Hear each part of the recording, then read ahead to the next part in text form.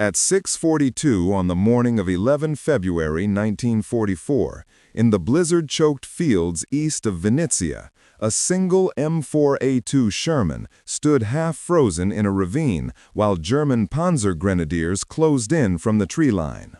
Snow whipped sideways, the wind cut at exposed metal, and the tank's diesel engine coughed once before falling silent again.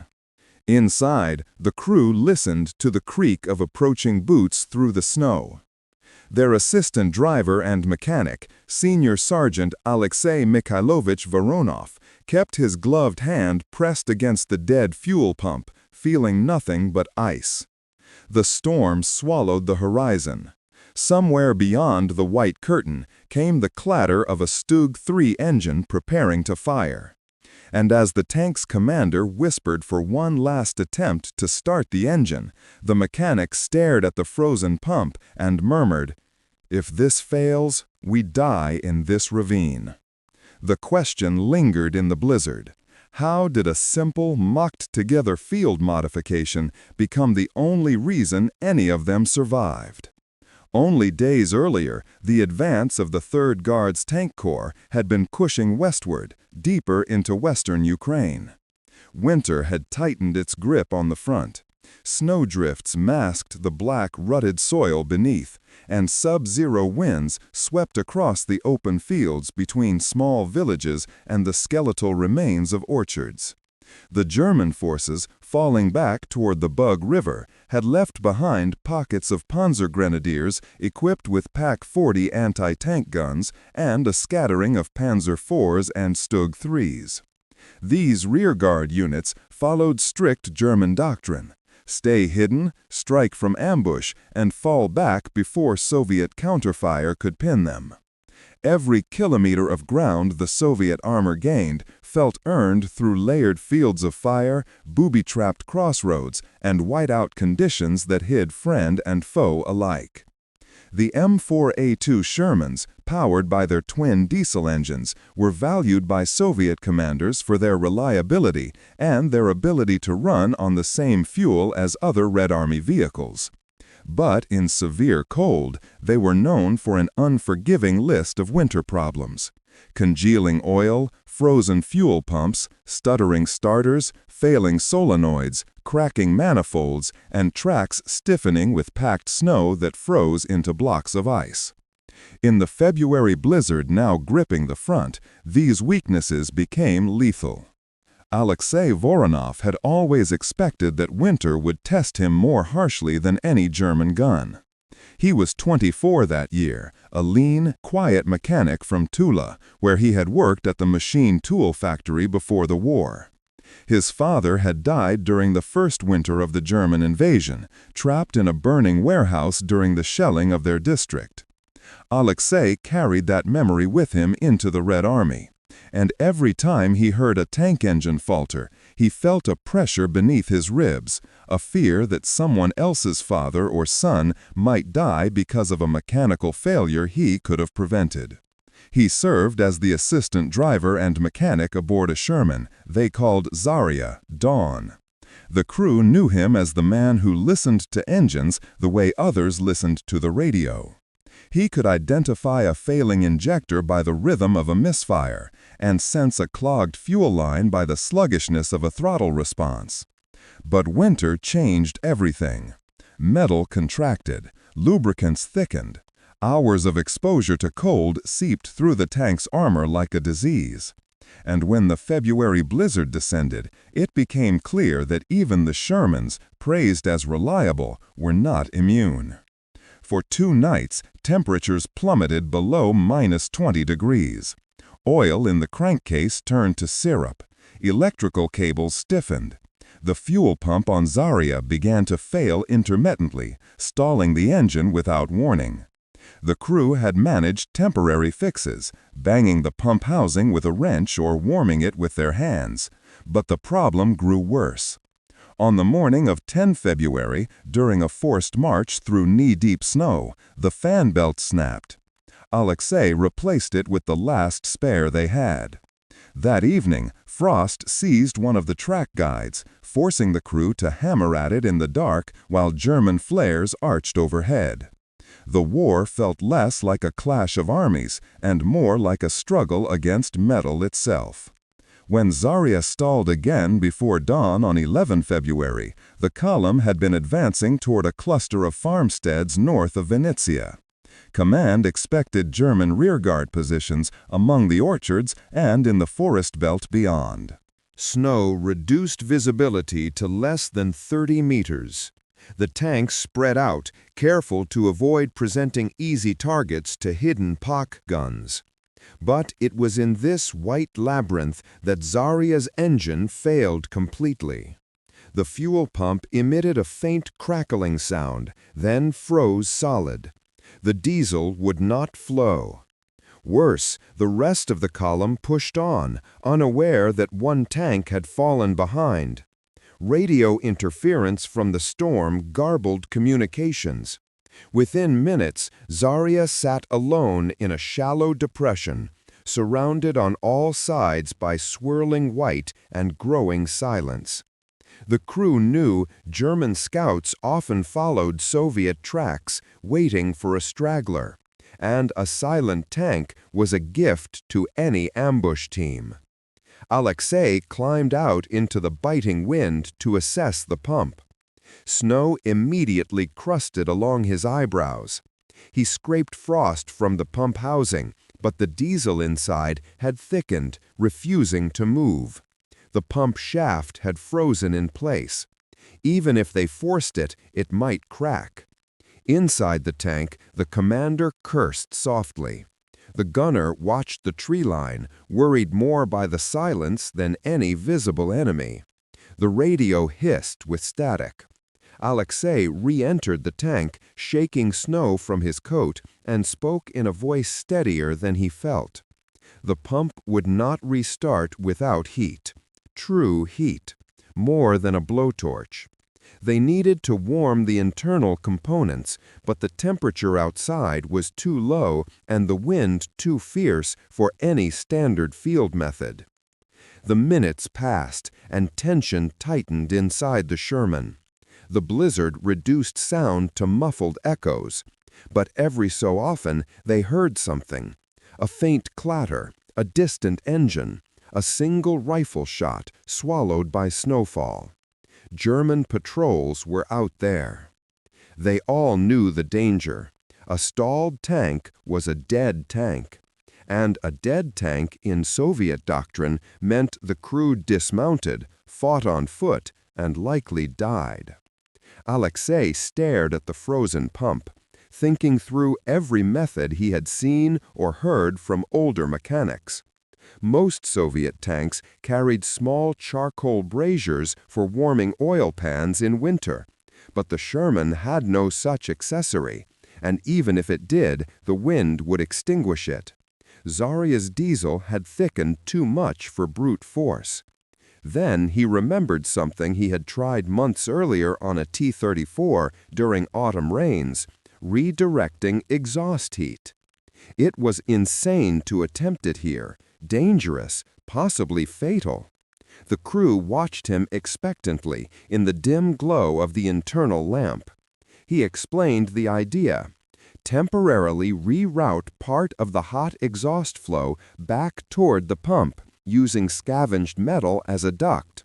It could thaw the pump just enough to prime it again, or it could ignite spilled fuel, suffocate the crew, or choke the engine. The commander stared at him as if he had proposed detonating a grenade in the engine compartment. But the options were few. Stay and freeze.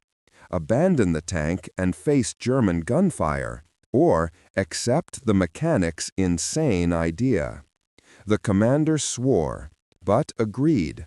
The rest of the crew muttered doubts. They had already mocked Alexei earlier that week for warming the pump with a tin shield he improvised from a ration can. Voronov and his toys, they had laughed. Now, those same eyes searched his face for confidence he did not entirely feel. Alexei stepped out once more into the storm. Snowflakes struck his cheeks like needles. He crawled behind the tank, tools clinking softly, and removed part of the exhaust cover. He cut a segment of bent metal from a discarded engine crate they carried as scrap. With numb hands, he shaped it into a crude funnel, securing it against the exhaust pipe with clamps. From there, he angled the duct toward the pump housing beneath the side armor. The wind threatened to tear it loose. The cold stiffened the metal.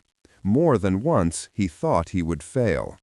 Inside, the crew listened to the clangs of his tools, each one sounding dangerously loud against the muted world.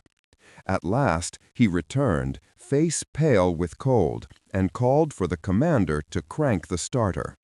The first attempt produced only a low groan from the solenoid. The second brought a sputter. On the third, the diesel coughed, spat black smoke through the improvised duct, and shuddered as warm exhaust rolled toward the frozen pump. But they were out of time. The gunner stiffened. Footsteps. At first, it sounded like the shifting of branches. Then it became clearer. Rhythmic crunches of boots in snow. German Panzergrenadiers moved in a skirmish line through the storm, following the deep tread marks left by the stalled tank. Alexei grabbed the interior handrail, waiting for the engine to catch. The commander whispered that if it failed now, they would fight to the last round. The exhaust duct rattled violently. Warm air funneled under the armor, melting frost in trickling streaks. The engine groaned again. The footsteps grew louder. A shouted German order pierced the storm. Alexei's heart pounded against his ribs. Then the fuel pump, warmed just enough, released its grip. The engine roared to life. The roar of the diesel engine tore through the blizzard like a living thing awakening beneath layers of ice. The sudden vibration shook frost from the Sherman's hull and sent a shiver through the Panzergrenadiers advancing toward it. For a second, all motion paused, as if the storm itself hesitated. Inside Zarya, breath plumed in clouds as the crew snapped into action. The driver slammed his gloved hands onto the controls. The commander called bearings, voice tight but steady. The gunner rotated the turret, though visibility through the optics was barely 20 meters in the storm's fury. Outside, the Germans reacted quickly. Their doctrine was clear: destroy the tank before it fully mobilized. Rifle fire cracked through the snow. Bullets pinged against frozen armor. A Panzerfaust team scrambled forward, shapes barely recognizable in the white blur.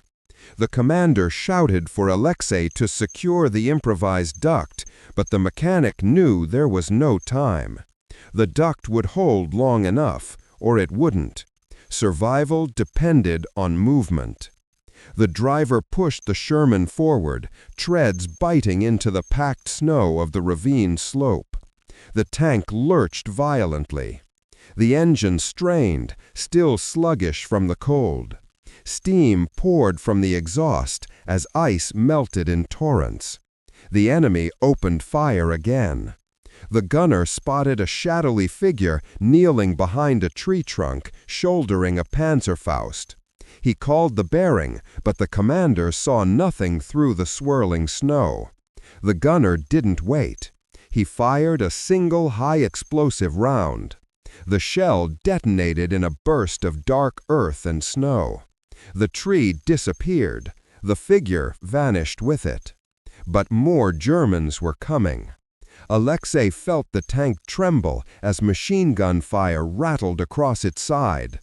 The pump whined unevenly, still not fully thawed, and for a moment he feared it would seize again. He pressed both hands against the bulkhead, listening through the metal, trying to hear if the diesel flow was steady. The commander ordered full throttle. The driver complied, pushing the engine dangerously hard. The needle on the temperature gauge crept upward, slowly, too slowly. Diesel engines warmed sluggishly in winter, especially after freezing. The Germans, seeing the tank climbing the ravine wall, shifted tactics. From the direction of the forest, a squad broke cover, taking up firing positions around a PaK-40 anti-tank gun concealed beneath snow-coated camouflage nets. Its long barrel emerged like a spear through the storm. The crew had seconds. The commander barked coordinates. The gunner struggled to see through the blizzard. The loader rammed an armor-piercing shell into the breach. The gunner fired. The shell flew into the storm, vanishing almost instantly. Then a flash. The PaK-40 detonated in a plume of fire and snow. But the Germans were disciplined. Even as the gun fell silent, they continued to advance, a loose crescent formation moving between trees and drifts, rifles raised, Panzerfausts held ready. The snow muted their footsteps, but amplified their presence, shadows in the white. The Sherman crested the ravine, its tracks grinding through frozen brush. The blizzard howled louder. The engine coughed, but held. Alexei exhaled shakily, frost gathering at the edge of his scarf.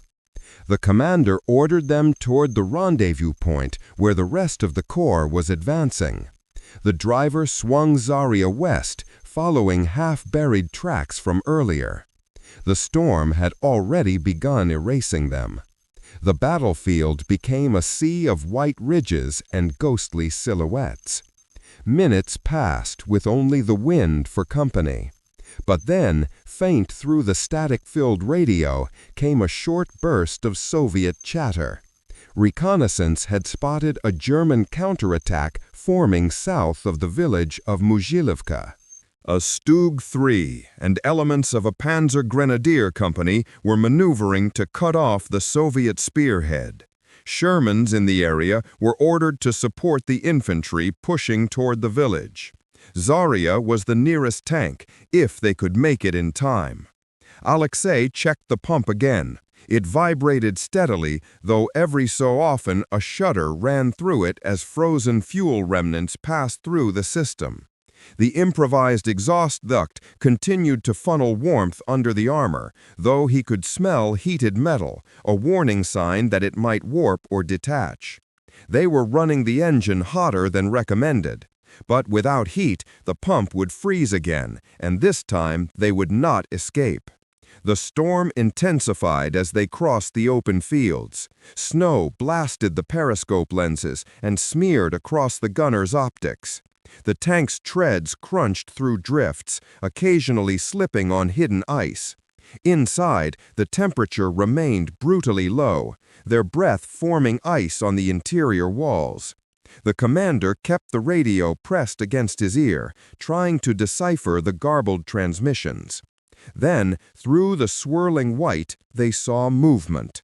Shapes, large, angular, armored. A Stug 3, its low silhouette partially concealed by blowing snow, crawled along the tree line to their left. Steam rose from its engine deck as it pushed through drifts. Nearby, infantry advanced with it, using the storm as cover. German doctrine in winter assaults emphasized close coordination with assault guns, using them to break Soviet lines, while Panzergrenadiers protected the flanks. The Stug pivoted slightly, its 75mm Stuk 40 gun turning toward the advancing Soviet infantry somewhere ahead. It had not yet spotted Zarya. The commander seized the opportunity. He ordered the driver to halt and the gunner to traverse left. The gunner could barely make out the assault gun through the haze. The range was difficult to judge, less than 300 meters, perhaps closer. The loader prepared an armor-piercing round. Alexei felt the tank vibrate irregularly again. The pump was struggling. The duct rattled dangerously. Hot exhaust hissed against the frozen hull. The gunner fired. The AP shell crossed the snowfield and struck the Stug's side armor. Sparks erupted, followed by a dull thud. The Stug shuddered. Its tracks churned wildly for a moment. But the shell had not penetrated. Instead, it had struck at an angle, ricocheting into the storm. The Stug's commander reacted instantly. The assault gun pivoted, its gun finding the silhouette of Zarya through the blizzard's curtain. The commander shouted for the driver to reverse. Snow exploded behind them as the Sherman backed up. The Stug fired.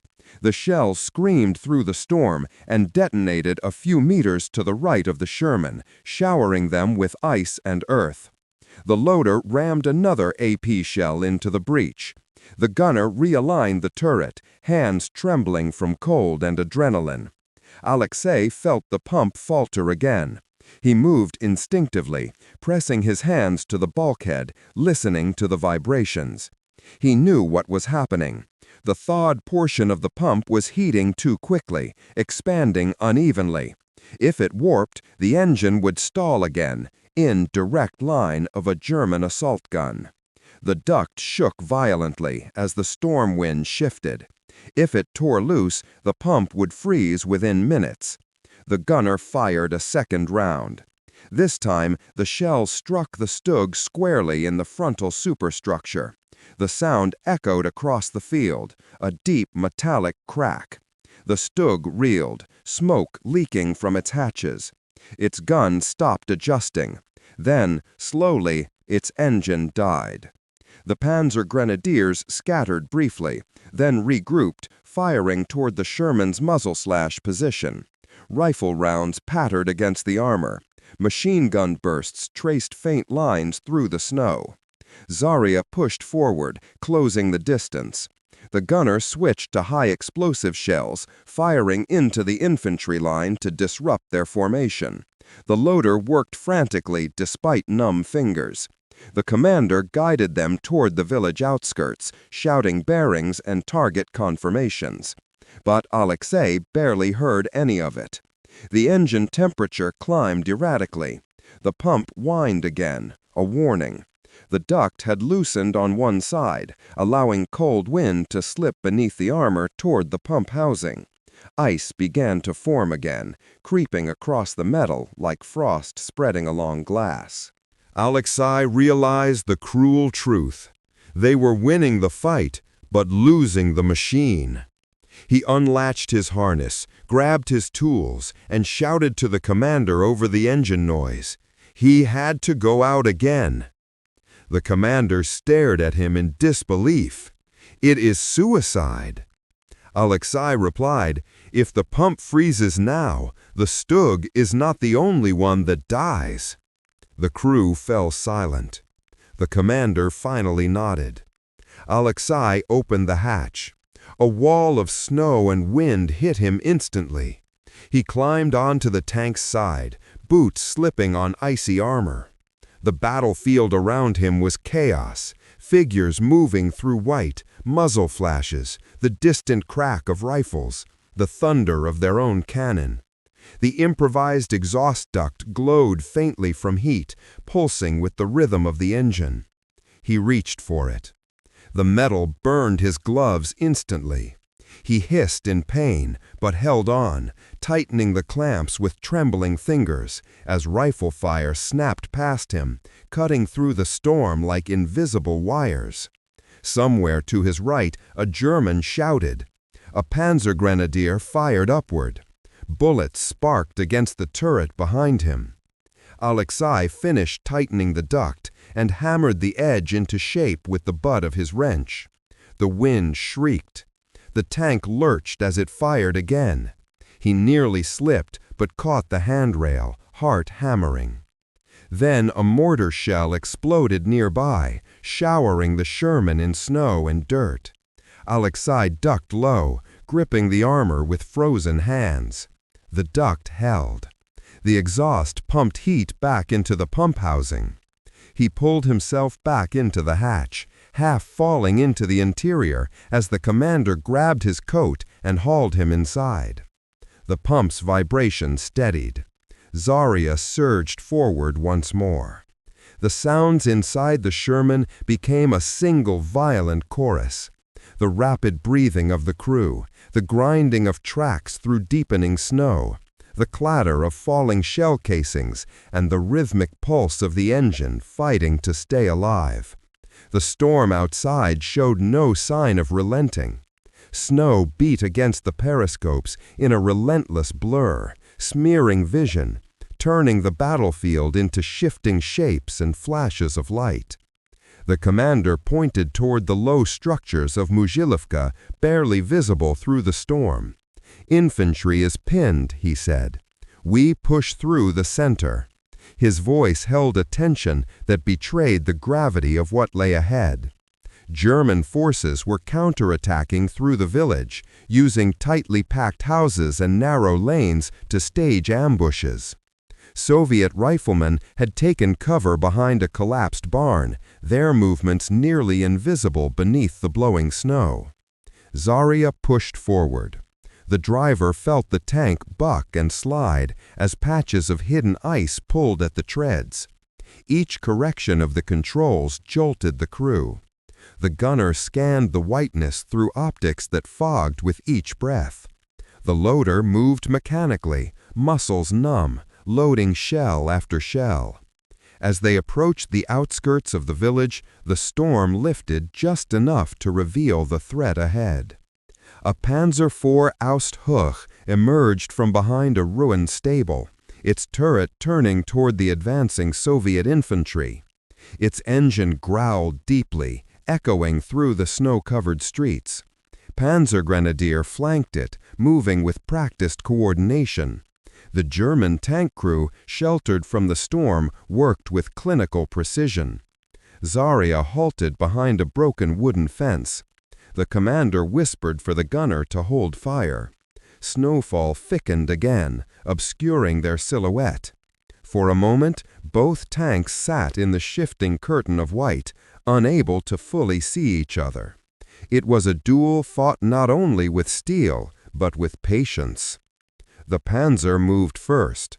It advanced into the street, treads crushing frozen debris beneath it. The gunner seized the moment and fired.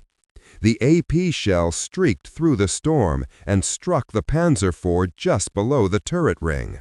A spray of sparks burst outward, followed by a plume of smoke. But the armor held. The German tank swiveled its turret, aiming directly at Zarya's position. The driver threw the Sherman into reverse.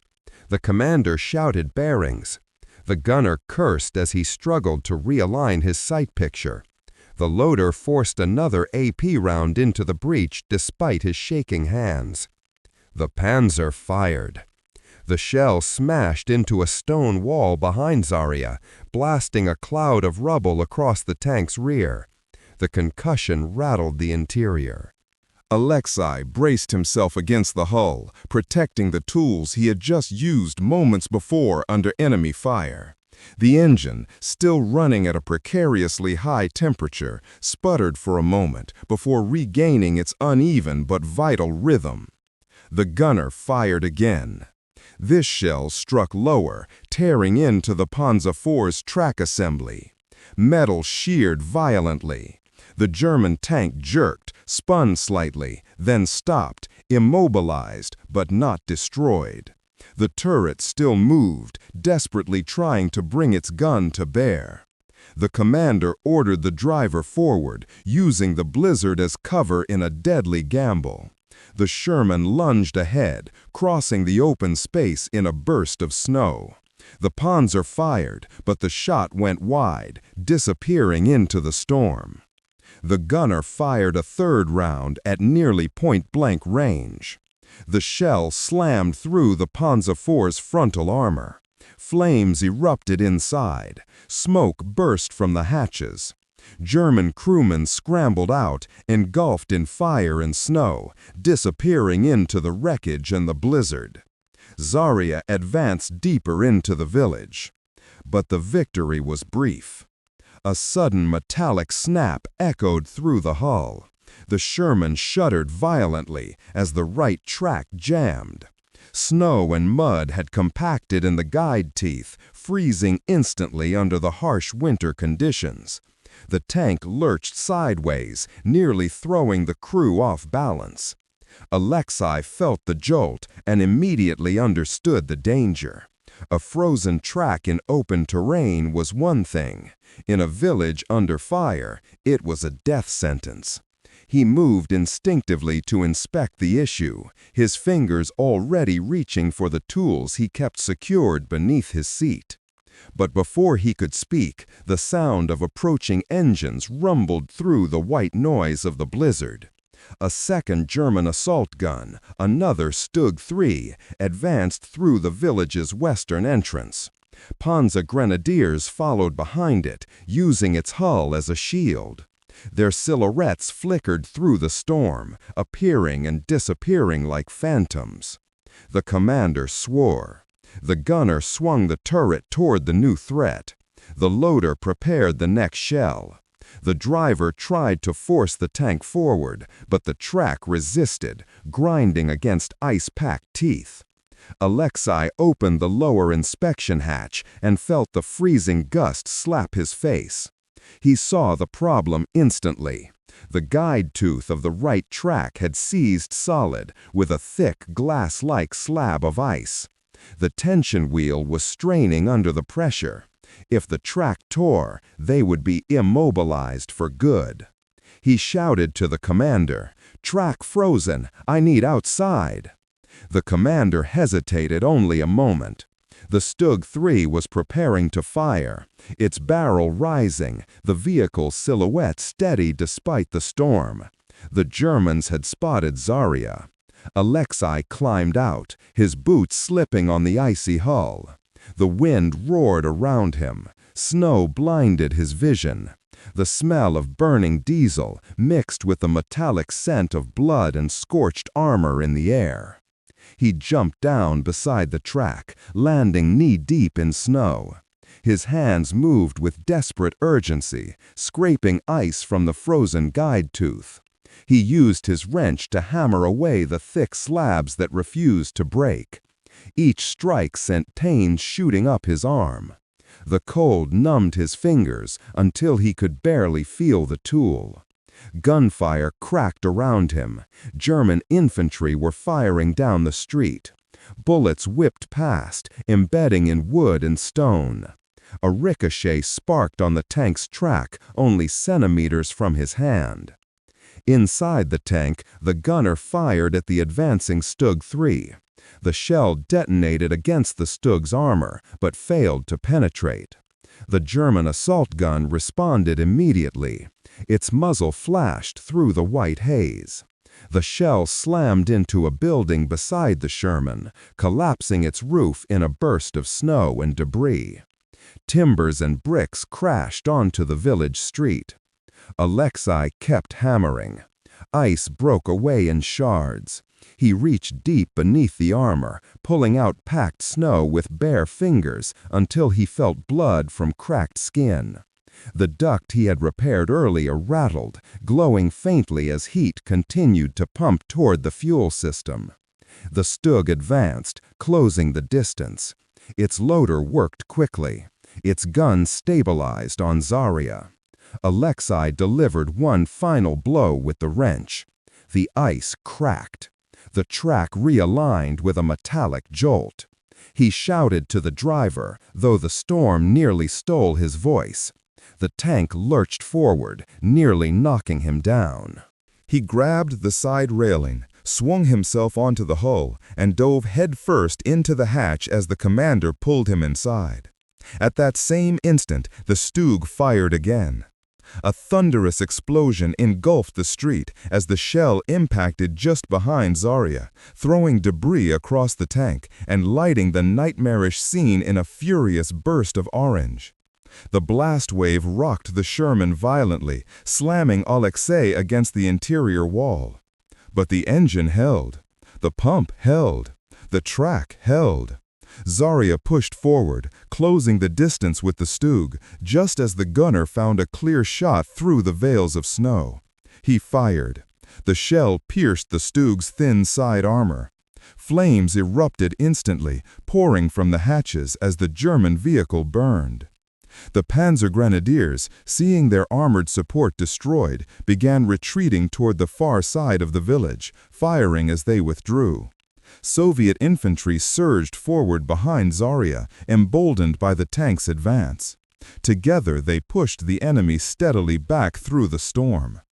Inside the Sherman, the commander steadied himself against the gun mantlet, listening to the engine's thrum. The pump sounded strained but stable. The exhaust duct crackled with heat. Alexei sat breathless on the floor, tools still clutched tightly in his freezing hands. They were still alive. But the battle and the storm were far from finished. They pushed deeper into Mogilivka, snow crunching under the treads like brittle bones. The infantry moved with a rigid determination born of exhaustion and cold. Riflemen whose faces were blue with frost, but whose eyes burned with the simple Soviet will to reclaim ground. Zarya rolled through streets half-choked with wreckage, carts broken in half, a horse's carcass half-buried at a crossroads, a collapsed well rimmed with ice. Smoke from burning thatch crawled into the sky where the blizzard led it, turning gray in a bruise of cloud. Despite the victories, every action demanded a cost. The engine light flickered, a small, stubborn twitch on the dash that meant the fuel flow remained marginal. Alexei watched it like a man watching a dying ember. He cleaned filters with trembling hands, pried frozen seals apart, and kept the improvised exhaust duct patched against the wind. Each patch was a gamble. Each patch bared a new hazard. If the duct ruptured, or if heat found a leak into wiring, the resulting short could cripple the starter motor, the radio, or worse, cause a fire in the engine compartment. They were already running the engine at temperatures above the normal operating window just to keep fluids moving. They reached the village center, where Soviet sappers had begun clearing mines and booby traps from the main lane. A thin column of infantry advanced along a cleared path, following Zarya's silhouette like a protective shadow. Soviet doctrine demanded tanks lead in such conditions to suppress POC positions and destroy machine gun nests. The Sherman's gun boomed again and again, high explosive shells smashing wooden frames and collapsing roofs to deny ambush positions. Each detonation sent clouds of snow and ash into the air, momentarily revealing the battered landscape in horrific clarity. As they advanced, a tracer round clipped the rear stowage rack. The impact ignited a small kerosene drum tucked beneath a tarpaulin, a scavenged fuel reserve carried for emergencies. Flame licked the canvas, then leapt hungrily toward other supplies. The crew reacted instantly. The loader grabbed a blanket and smothered the blaze, as Alexei ripped the drums free and rolled them out into the street. The explosion that could have ended them did not come, but the reminder of danger had been seared into their minds. The radio crackled with a new order: hold the village until dusk, when reinforcements would consolidate the line. The commander acknowledged, voice low. They prepared defensive positions, angling Zarya toward likely avenues of German approach and using the tank's hull to shield a group of anti-tank riflemen. Snow walls were heaped into makeshift parapets, and infantryers dug foxholes with frozen hands.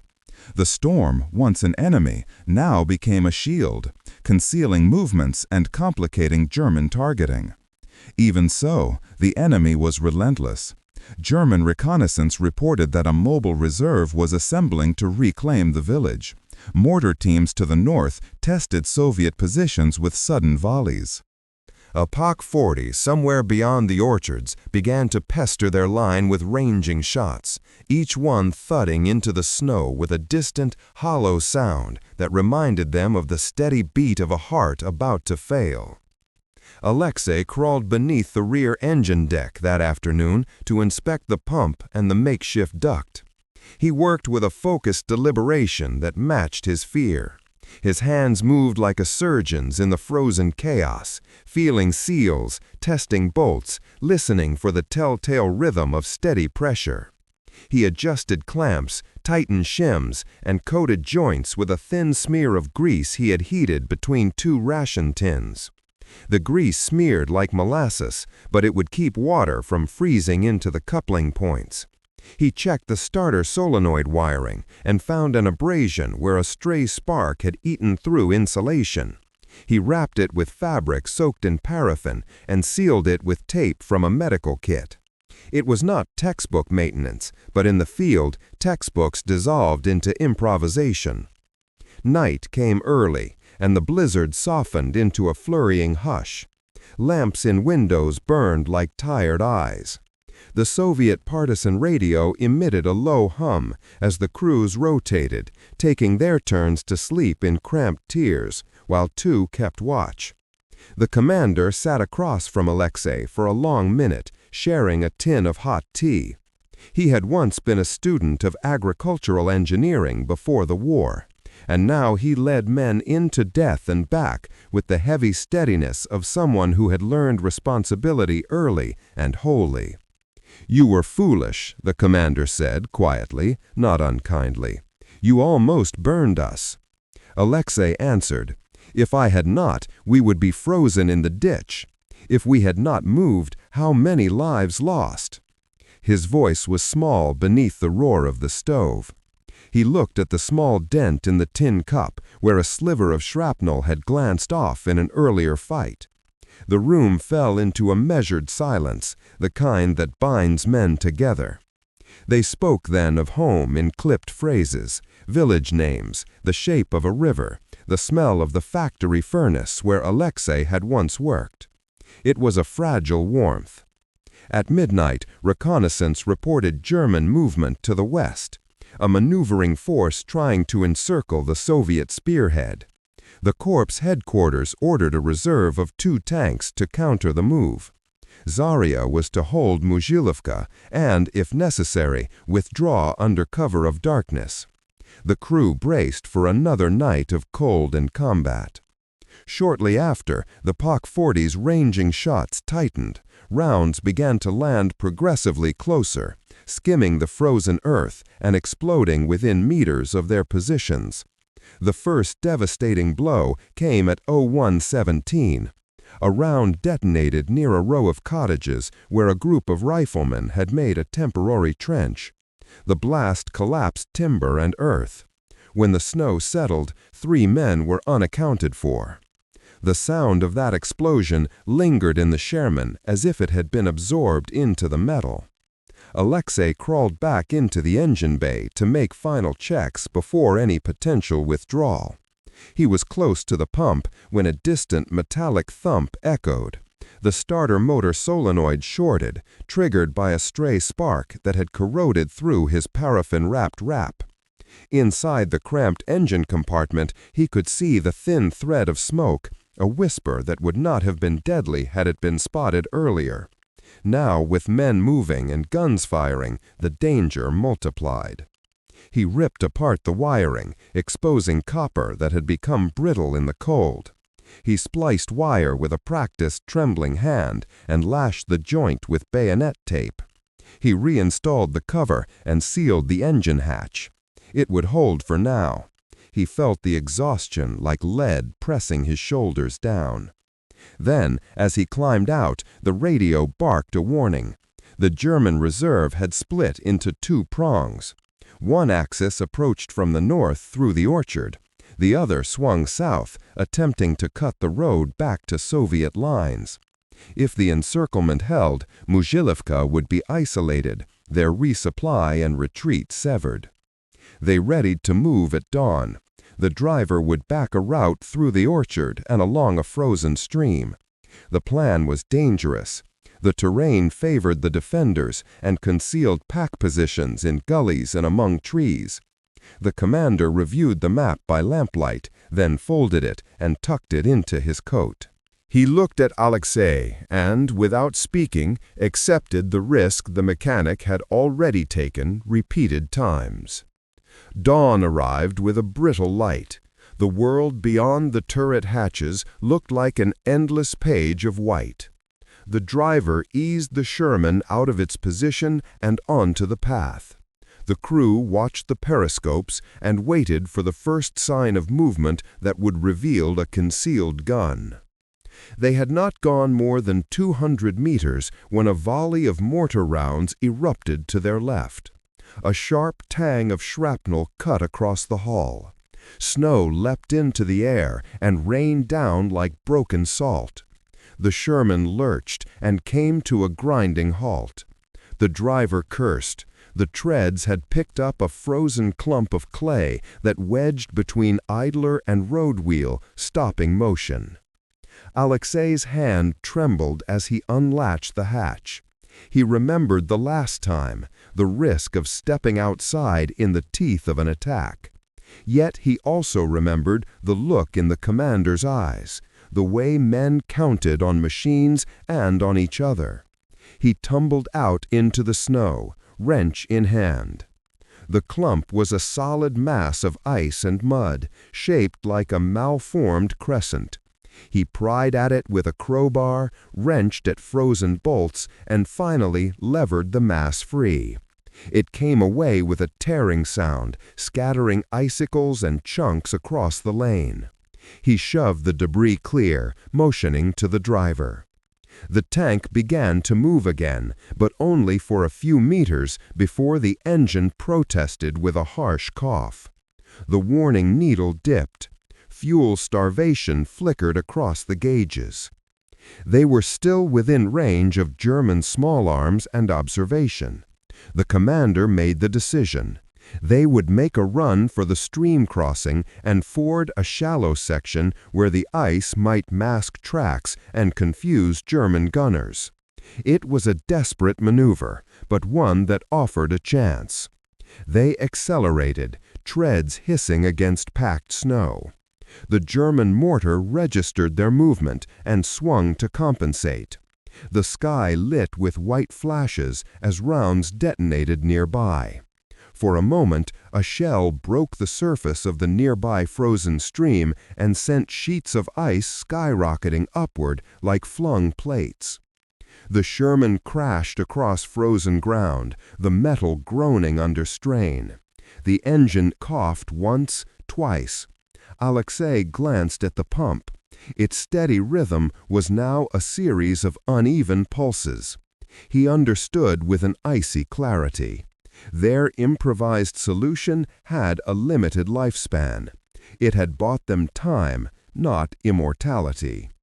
They hit the stream's bank, and the hull sagged as a hidden patch of thin ice collapsed beneath the mass. Cold water hissed against the treads. The driver pushed forward. The tank strained, the engine screaming as water splashed into the running gear. For a chaotic second, it felt as if the world itself wanted to swallow them. Then the treads found purchase, and Zarya clawed up the bank on the opposite side. They had crossed the stream. But outside the white veil of the blizzard, beyond the shelter of riverbanks and trees, a new menace awaited. A German mobile detachment, their dark silhouettes revealed by the exposed terrain, closing with the purpose of cutting them off entirely. Alexei looked to the horizon, where the silhouetted black shapes crawled through the snow. Panzergrenadiers in groups, a half-track leading a flanking maneuver. He tightened his grip on his wrench. The engine's rhythm wavered again, a fragile heartbeat. They had to break through, or be crushed. He pulled his scarf up and steadied himself for what came next.